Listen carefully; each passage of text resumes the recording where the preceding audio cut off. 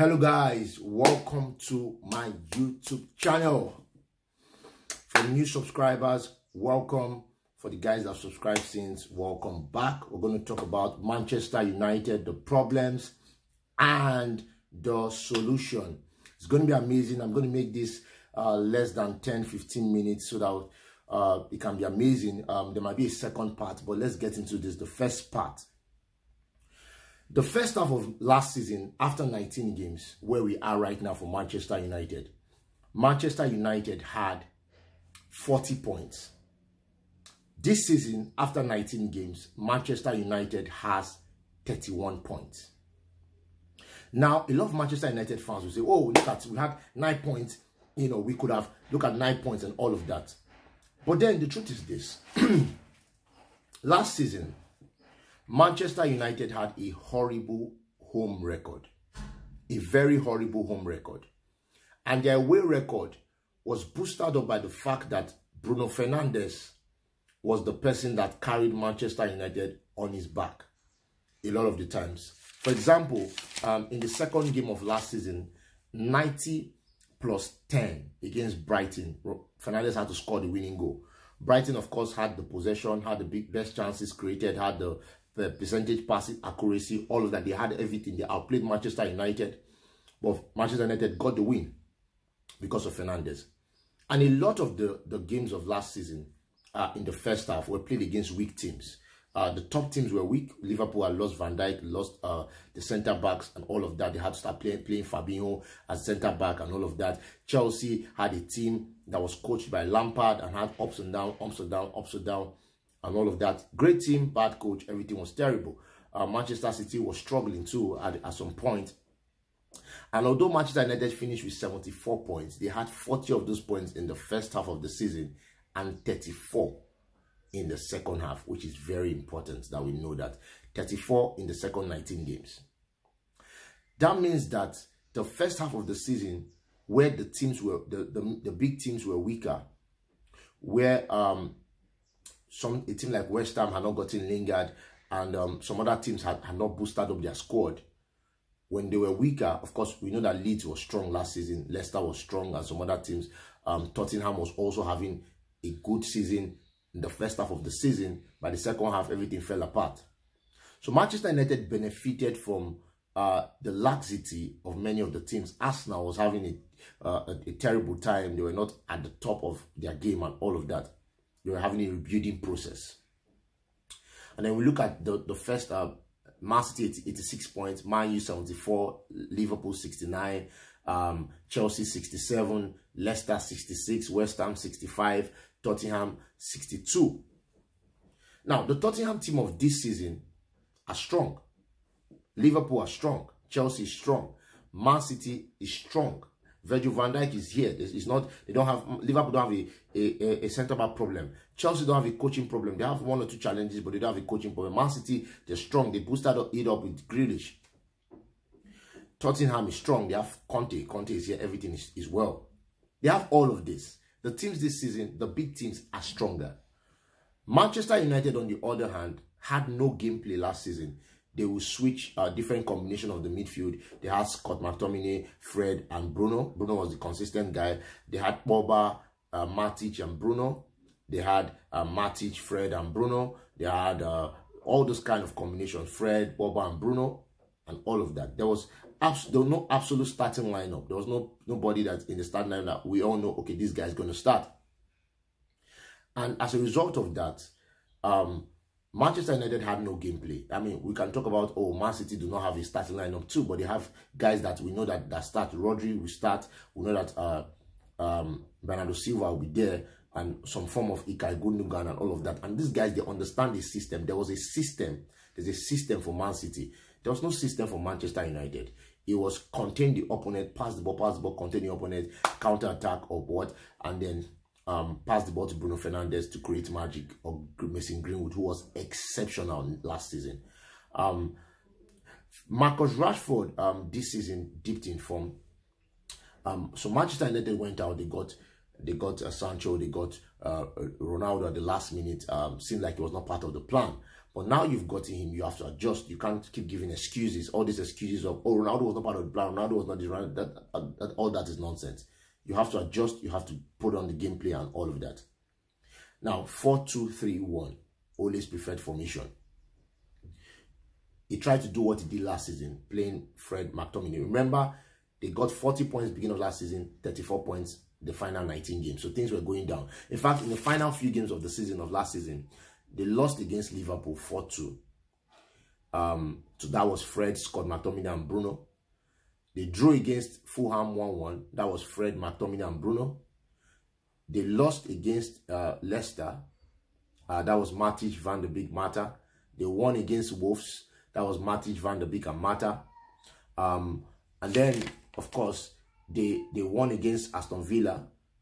They drew against Leeds and all that. So there was a lot of drawing and stuff. But from 33rd game to the 38th game, 33rd game they drew.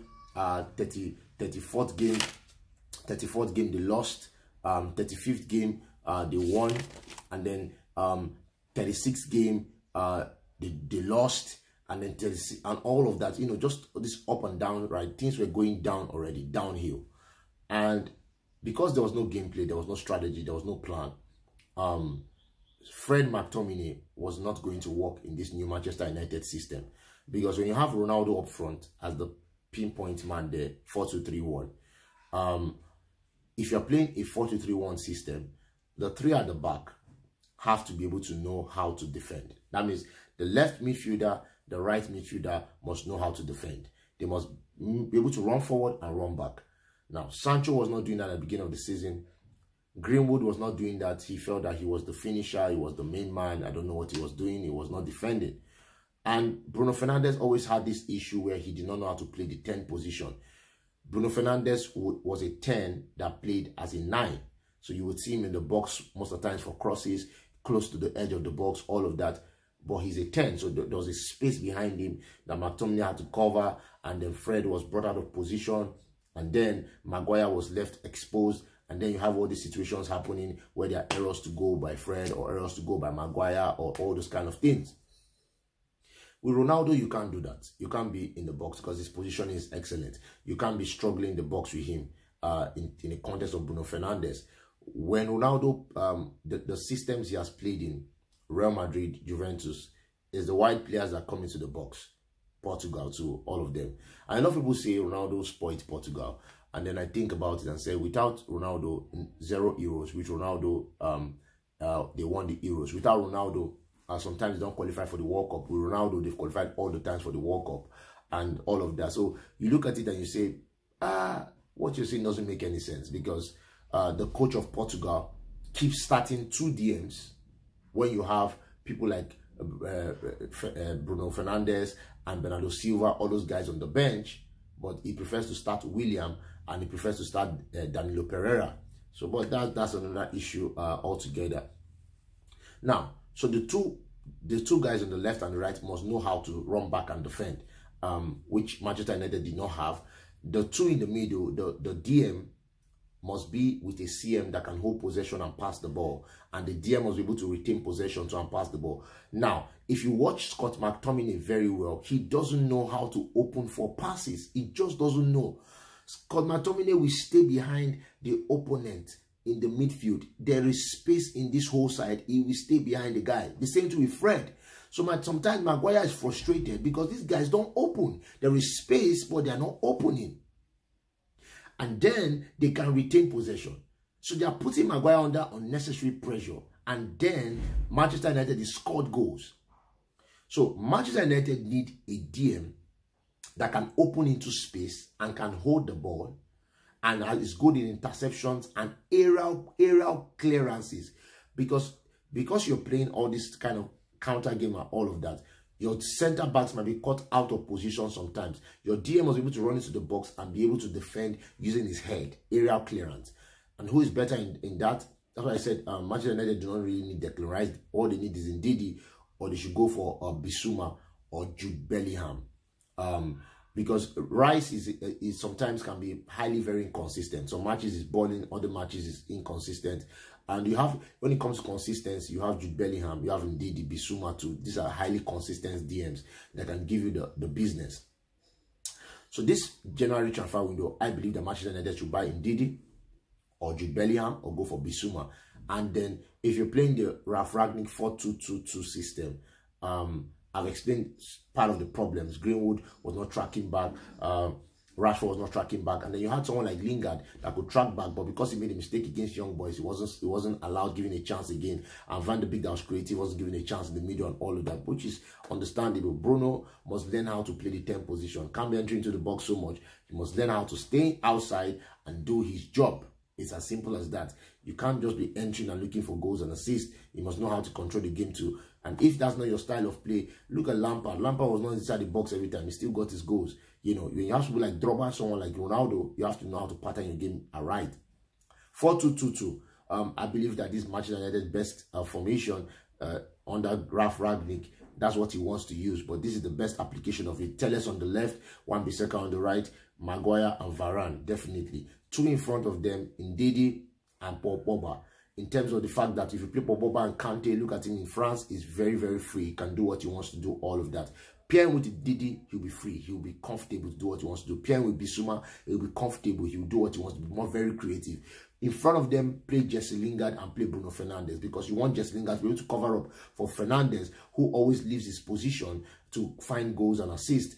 Lingard can cover up for him. Lingard can also cover up for the DM. Lingard can also run back for the on the left and all of that. If you look at Lingard in West Ham, it was absolutely unbelievable. And then in front of them, you play Ronaldo and you play Greenwood, or you play Ronaldo and you play Sancho.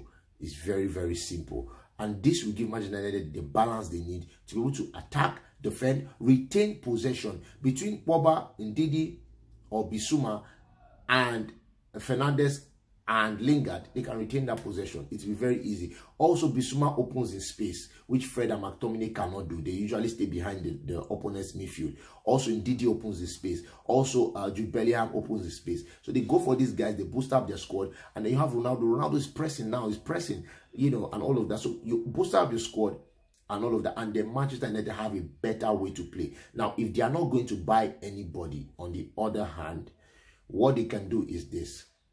In the DM, they pair Matic and they pair Paul Pogba, or they pair Matic and Van de Beek. If you're not going to play Pogba, they play Van de Beek. Matic and Van de Beek. In front of them, play Jesse Lingard and play Bruno Fernandes. In front of them, play Greenwood and Ronaldo, or Ronaldo and Sancho. Very simple. This way, the whole team is balanced. There is accurate pressing, there's accurate defending. Maguire is not put under undue pressure, and everything comes into play. They can win like this. Thank you for being in my channel. Subscribe to this channel, like this video, share with friends. This is just first part. We'll talk about other things as we go ahead. Maybe there'll be a part 2, a part 3.